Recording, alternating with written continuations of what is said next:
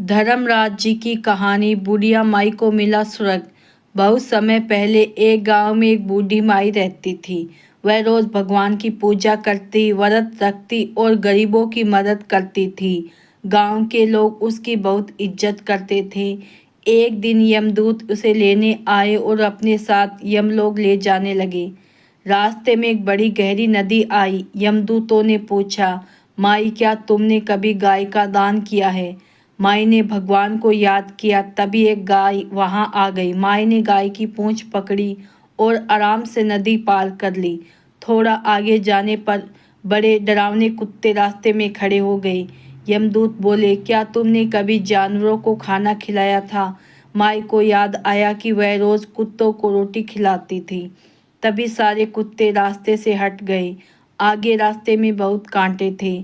माई के पैर दुखने लगे। यमदूतों ने पूछा, क्या तुमने कभी किसी गरीब को चप्पल दान दी थी? माई ने याद किया, उसने कई लोगों को चप्पल दी थी। तभी उसके पैरों में चप्पल आ गई और सारे कांटे गायब हो गए। जब माई यमलोक पहुंची तो चित्रगुप्त जी ने उसका हिसाब देखा और बोली, माई ने बहुत अच्छे काम किए, लेकिन उन्होंने कभी धर्मराज जी की कहानी नहीं सुनी। माई ने हाथ जोड़कर बोली, मुझे 7 दिन के लिए धरती पर वापस भेज दीजिए। मैं धर्मराज जी का व्रत और कहानी करूंगी।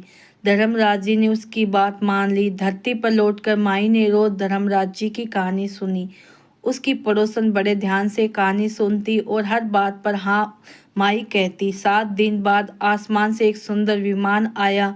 गांव वाले हैरान रह गए। सब लोग स्वर्ग जाने की बात करने लगे। माई बोली, मेरी कहानी ध्यान से तो सिर्फ पड़ोसन ने सुनी है, इसीलिए वही मेरे साथ जाएगी।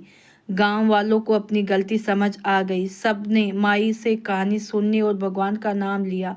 माई की दया देखकर धर्मराज जी खुश हो गए। उन्होंने पूरे गांव को स्वर्ग में जगह दे दी। जो इंसान अच्छे काम करता है, दूसरों की मदद करता है, भगवान का नाम देता है, उसे हमेशा अच्छा फल मिलता है।